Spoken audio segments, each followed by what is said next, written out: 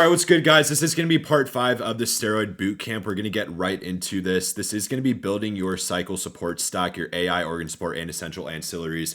Probably one of the most important parts of this boot camp is going to be this episode. So please make sure to save this shit. Get ready to take notes. You will need to. And let's hop right into this. So, part 5, building your cycle support stack, your AI, aromatase inhibitor, organ support, and essential ancillaries. Let's jump right into this. Now, why do you need a support stack? So, of course, steroids do create massive growth potential, but stress your body's systems massively. Estrogen, cholesterol, blood pressure, liver, kidneys, heart will all take a hit. This is literally the whole point of my content on Instagram at Diagofit. Go follow me for coaching. But all gear is going to give you sides. The whole point of my content is to prevent these side effects. I've run into pretty much every fucking side in the book when it comes to gear. A lot of guys I know that trialed and errored early out ran into massive side effects. Some people ran into irreversible sides. I've seen it front hand. I personally have run into irreversible sides. I have fucking gyno from E2. You can see that shit right here. I have to get it removed surgically. So these are side effects you don't want to fucking run into. And the only way you're going to do that is with your support stack, being proactive, making sure that you're on top of this shit during the blast, pre-blast, getting your protocol set up and making sure that you're on top of this shit after the cycle as well. If you're going to take gear, you have to have a support stack. So a smart stack is going to be equivalent to side effect prevention, protection, a smoother cycle, and fewer shutdowns. So there are ways to prevent a massive shutdown post-cycle. If you are proactive during the blast, having your support in place, it will make the PCT a lot smoother or the cruise a lot smoother. But keep in mind, when you're on cycle, you are going to be suppressed. You are going to be shut down temporarily, at least on the blast. That is non-negotiable. It's always going to fucking happen. So just be ready for that. Be conscious that that will happen so that you get everything ready proactively. Now, you never want to start a cycle without every support item already in your possession. Please keep this in mind. Screenshot this shit. The amount of people that I see that don't do this is absolutely alarming. They're like, oh, fuck, I just want to get on cycle now. I'm going to get a vial of test, a fucking needle, and a bag of Arimidex. I'm going to be fine. Brother, this is not the way to do it. If you don't have everything in line, okay, what happens when you get to the point where you run into a side effect? Let's say you're taking a 19 or you're taking Met or fucking Deca or whatever the fuck, and you have just Arimidex on hand. You run into a prolactin related side. You don't have the dopamine agonist. You don't have Caber. You don't have Prami on hand.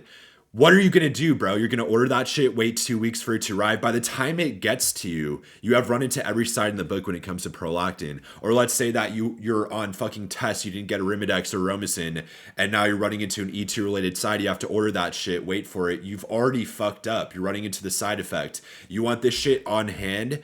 You want to be proactive, know what to order beforehand, have it ready so that when the time comes, because it's not a matter of if, it's a matter of when this shit hits, sides are imminent. You want to make sure you have it ready to go. The amount of people I see fuck up on this is absolutely insane. That's why I make this a standard when it comes to my clients. All my clients get their shit proactively. It's the only way to do it. So please keep that in mind. Please screenshot this shit because, like, seriously, it sounds straightforward, but the amount of people that don't do this is insane. So, like, please make sure that you screenshot this and know this subconsciously.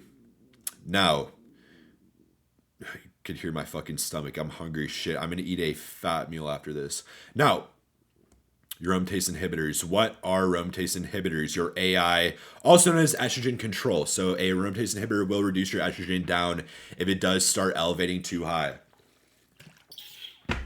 Estrogen is going to be one of the most common symptoms or one of the most common things that will cause short-term sides during your blast. It can cause long-term sides, gyno, mood swings, water retention, and high blood pressure. So typically the mood swings, water retention, high BP, this is all short-term sides. It can lead to very bad short-term sides to the point where you can land yourself into a very bad situation, like with the high blood pressure. Water retention is just pretty much cosmetic, but can lead to high BP.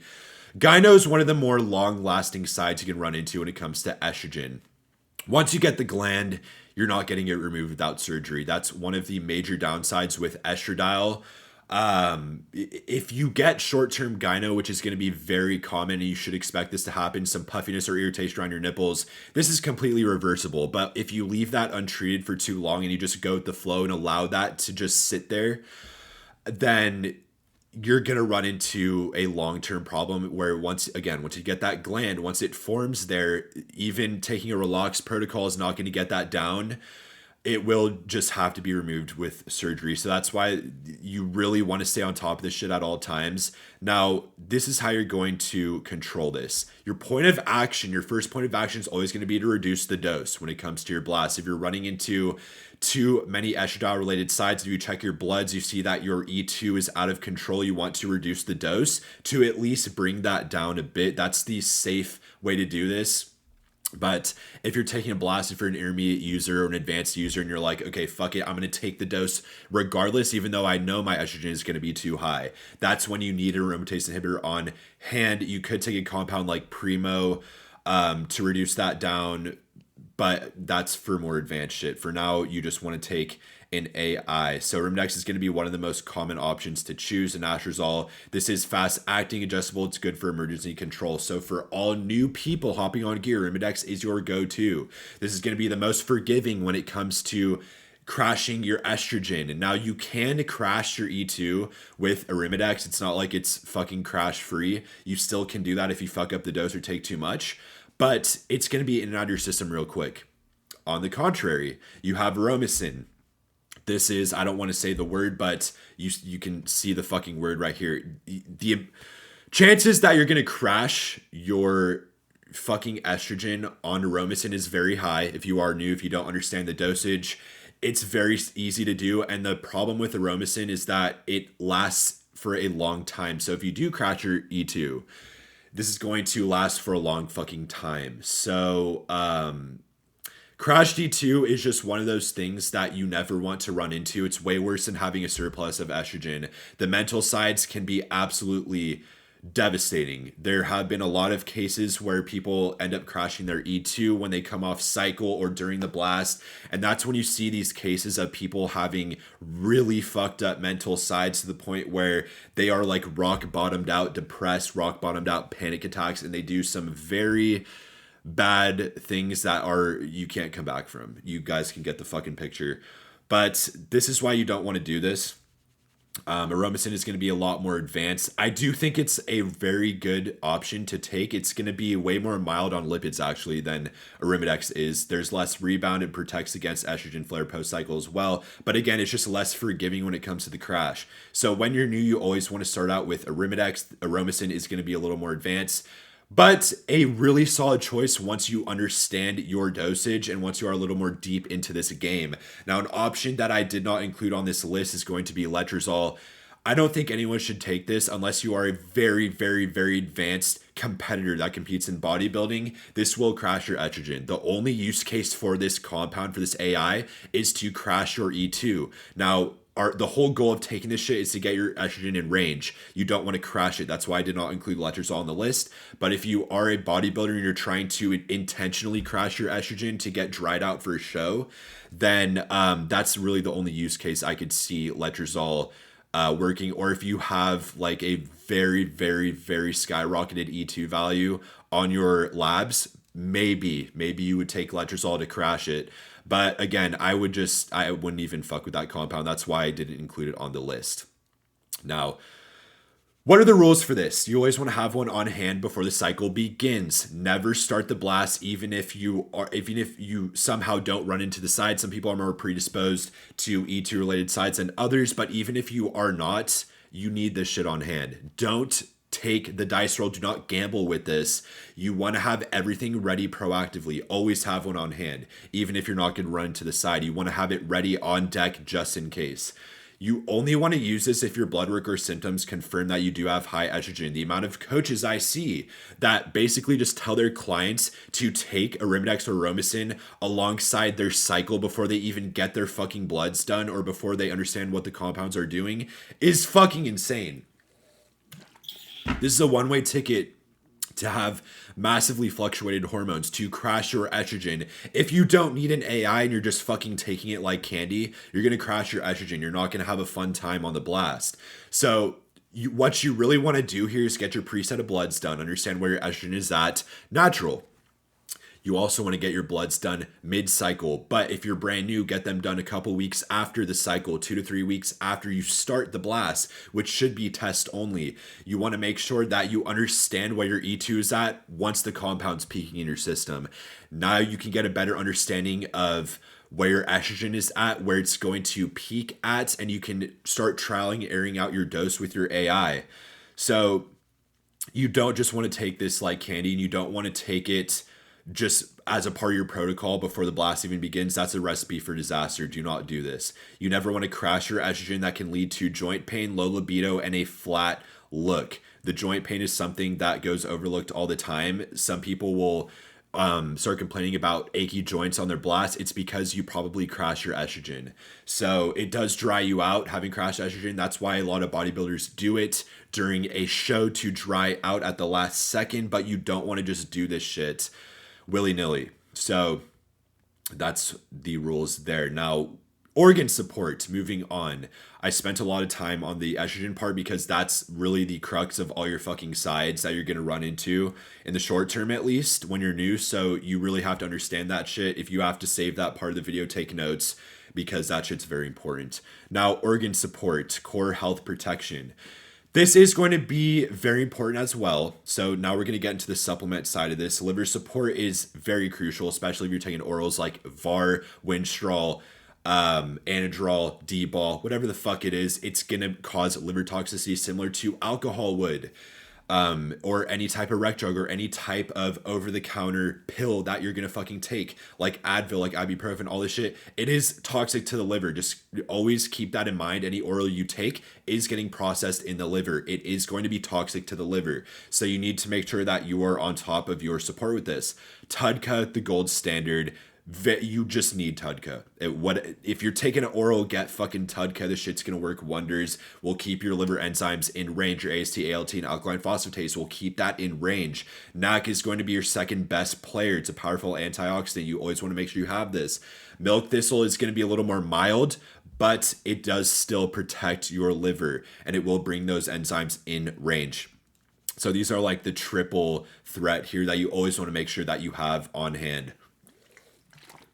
If you are pushing an oral now, if you're going to push just test, you still want to make sure that you have some type of liver protection. Even though it doesn't get processed directly in the liver, it still can affect the liver in some users. So you always want to make sure you got milk thistle regardless. If you're going to take orals, get Tudka, NAC, stack that on top.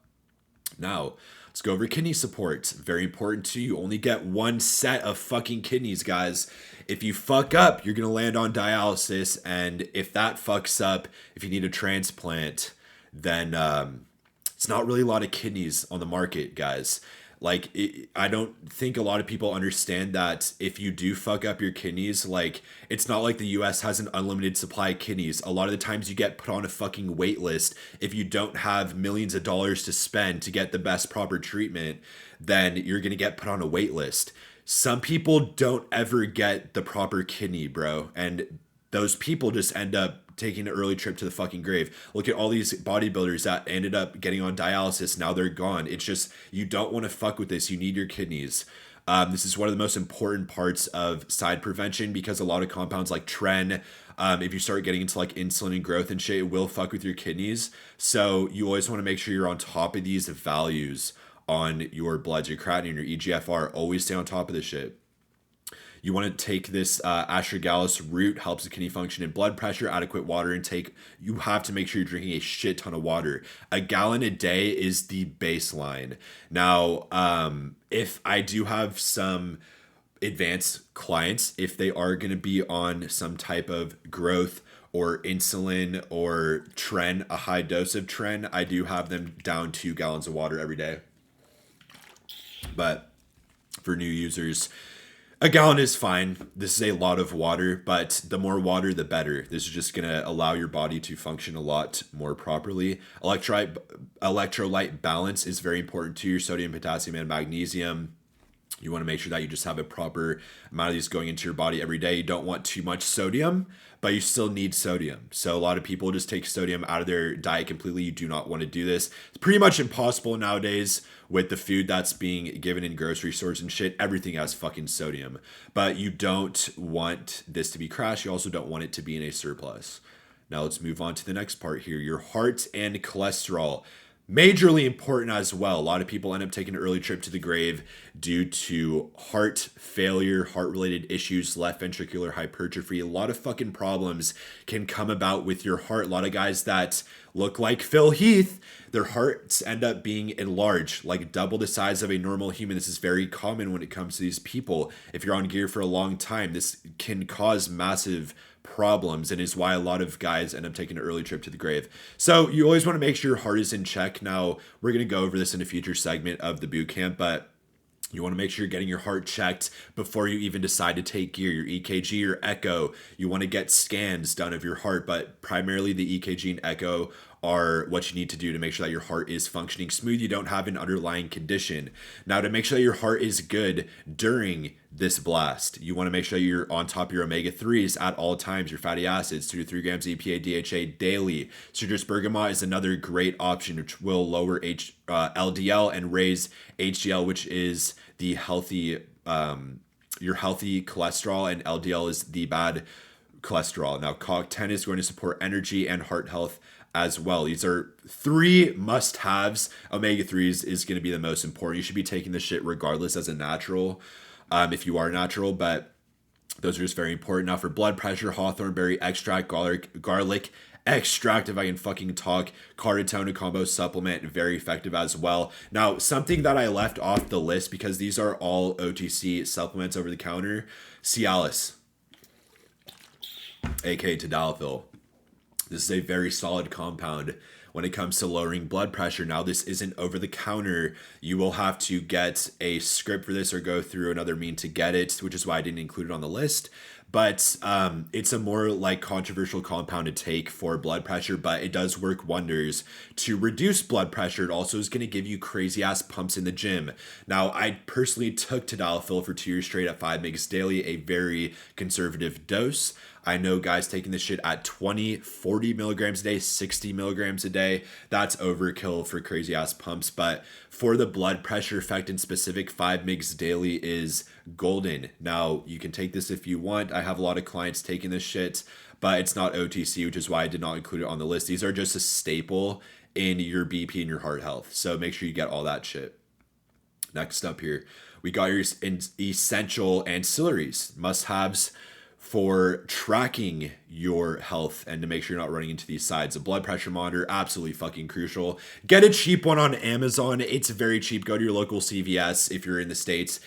Get a BP cuff. It's like fucking $20 for a good one. It's like 60, upwards of $80. Just get it, bro, because you'll be able to track your BP at all times at home. If you are predisposed to blood pressure problems, even if you're not, you need it, but it's just going to give you peace of mind, and it's going to make sure that you understand where your BP is at, on what compound you're taking. Blood pressure can cause massive problems, strokes, heart attacks.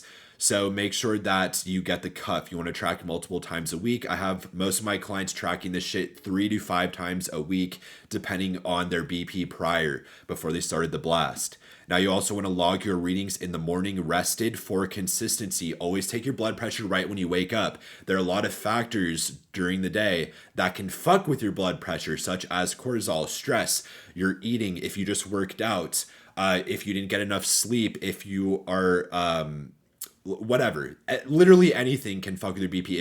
If you're anxious in that given moment in time, the cortisol, the stress, can fuck with it. So the best time is going to be right when you wake up. That's when you're the most calm. That's when you haven't eaten. That's when everything is going to be at a fucking baseline. It's going to be the best point for you to understand where your normal blood pressure is at, your resting BP during the day, without outside factors fucking with it. So very important that you do this. Now, you also want a DHT blocker if you are genetically prone to hair loss or prostate issues. This is very important as well. A lot of guys will have thinner hair. They will be more predisposed to male pattern baldness. Your DHT blocker is going to be the only thing that stops rapid hair loss, if you're taking a DHT derivative like MAS, like VAR, like these compounds, they will very much exacerbate male pattern baldness. So you want to make sure you got the DHT blocker proactively if you are one of these people that runs into this. Now, some people you won't know if you are going to be prone to this unless you take the blast. But typically, if you start out by taking tests and you start noticing some hair loss, you pretty much are going to understand that you are one of these people that are prone to this problem. Also, if you look through your family tree, look at your dad, look at your grandpa. If you're a woman, which the 1 to 2 women fucking watching this video, females, look at your grandma, look at your mom, right? But for the majority of people, males, just look at your family tree, bro. If your dad has male pattern baldness, if your grandpa has male pattern baldness, if your great grandpa has it, you probably are going to run into that shit too. So you should just get this on hand proactively. But like for me in specific, I got a luscious fucking head of hair. My no one has run into male pattern baldness in my family. I got very good genetics for hair, so I didn't personally get this proactively. But if you have any concern at all about your hair, get it proactively. Finasteride, wonderful compound. Dutasteride is going to be more powerful, which means it's a little more toxic. It is longer acting as well. But both of these are going to be your primes when it comes to your DHT blocking of the scalp.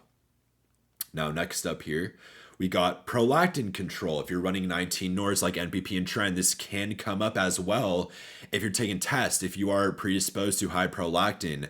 Also, what I don't hear anyone talk about anywhere when it comes to prolactin, outside factors such as nutting too much. You know what I'm fucking talking about. Smoking weed, being balls deep into bad habits can cause prolactin to increase as well. Obviously, exogenous hormone use can cause this shit to increase, but all three of those factors, if combined, is going to cause you to have a massive prolactin spike. So just keep this in mind. A lot of the times it's not just the gear if you're running into prolactin issues. Now, you always want to make sure that you got Caber. It's a dopamine agonist, pramipixel as well. Prami is going to be a lot more toxic. It's a lot more of a rare compound, which means it's going to be very hard to source. But if you are very, very predisposed and you're very, what's the fucking word, bro? I can't think of the word, but if you run into like prolactin issues, it could be a viable option. But for the majority of people, 99% of people just get Caber. This is going to be still toxic. It's still toxic, but it's more mild when it comes to your dopamine agonist. It will reduce prolactin fast. It's also long acting. Now, you don't want to have your prolactin crashed, but you don't want it to be in a surplus, which all this shit, all those factors I just mentioned will cause a prolactin spike. Predominantly, if you're taking a 19 or like Ment, NPP, Deca, Tren, prolactin is going to be something you have to keep your eye out on. So make sure that you are staying on top of that shit. Now, for your digestive tract, GI support, digestive enzymes, HCl will help with appetite and absorption, probiotics, gut balance, and immune health. Very fucking important. You have to make sure that your body is digesting the food properly. If you are trying to get a good physique, you're going to be eating a lot of food. If you're trying to shred, you're going to still be ingesting food because you need to make sure that your body is retaining the muscle that you gained from your bulk. So this is very fucking important. Make sure you have all this shit in hand and ready to roll for the blast.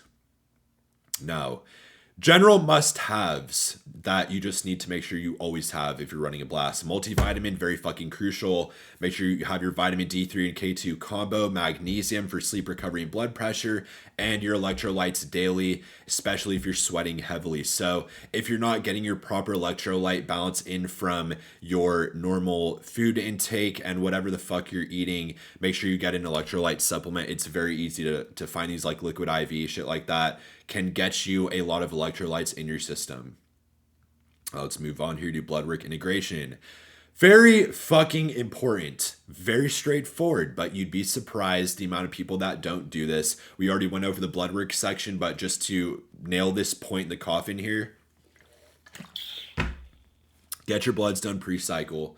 Please get your bloods done pre-cycle, because if you don't do this, you don't know where the fuck your body's at Pre-cycle, you won't know where your estrogen is at, your prolactin, you won't know where your liver values are at, your kidney values are at. You're not going to understand how your body is before the gear. So if you get your bloods done mid-cycle and you just see all these values all over the place, you're not going to know if that was a pre-existing issue or if it was from the gear. Now, if you had a pre-existing problem with your liver, with your kidneys, something that is not able to be bounced back from if you fuck it up that bad, if you take a cycle and you're very predisposed to these problems with your organs and you get on the blast and you run into a fucking problem, sometimes it's irreversible. So it's just something that you have to do. Pre-cycle, you want to set baselines for your estrogen, lipids, kidneys, and your hematocrit. Very important. Now, when I started, I didn't do this. I have a genetic predisposition to high hematocrit, RBC, and hemoglobin levels. I come from a family of runners, a very active family. So I naturally have elevated blood thickness. Now, this was a major problem for me when I started. When I got my first set of bloods done, this was a long time ago, by the way. I fucked up a lot of times. When I first started, I got my bloods done midway through the cycle for my first fucking blast, and I saw that my hematocrit was at like 58.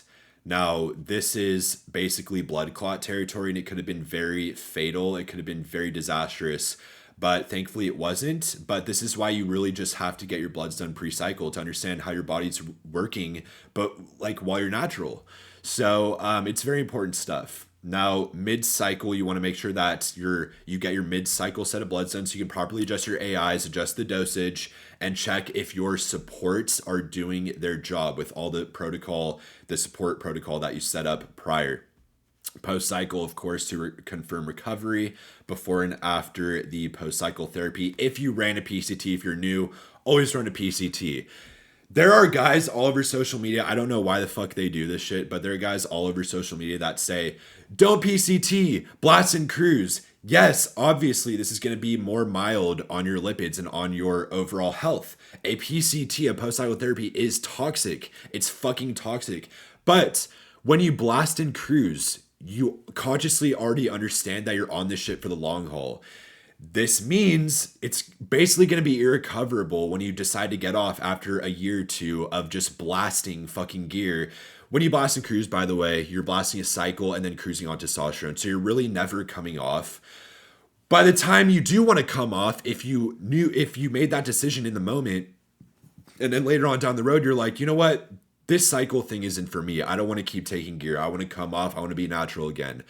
Well, sorry to burst your bubble, but if you're blasting and cruising for fucking years, you're pretty much not going to recover. You're not going to be able to bounce back. You're going to have to inject your ass with testosterone for the rest of your life to maintain stable hormone values and to basically perform normally as a male. So don't listen to these people that say just blast and cruise if you're going to take gear. For a lot of people, they want to take a cycle and then come off and never touch the shit again. That's completely fine. Everyone can do what the fuck they want to do.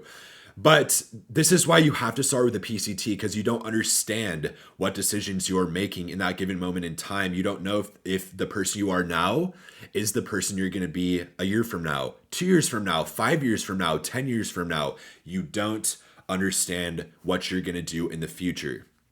Think about yourself 5 years ago. Literally a completely different version of yourself than you are today. This is the same thing that's going to happen here. We're in a specific moment in time right now where you are interested in taking a cycle, or you are more advanced and you want to continue on with your blast journey, with your enhancement journey, and you're just trying to figure out how to do this shit properly. Just do the PCT, for the love of fuck. If you do a post-cycle therapy, that means that you're going to rebound your system properly so that you can perform as a natural and just be a normal male without having to put testosterone in your ass, pretty much. So that's why I always advise everyone take a post-cycle therapy. Like, yes, obviously blasting and cruising is more ideal for your lipids, for your values, right? For your biomarkers, but this is something that you do once you understand what you're doing, and once you understand that you're going to be on this shit for the long haul. That's when you blast and cruise, and that's when you're going to keep a lot more of your gains than post-cycle therapy off. But if you're new, always post-cycle therapy, brother. Do not just blast and cruise hopping into this shit as a new user. Now, Going to the last part of this shit for the key takeaways. So your AI, what is this going to be used for? An emergency tool. This is not just a daily blunt instrument. You don't just pop this shit like fucking candy. This is something to be used when it has to be used.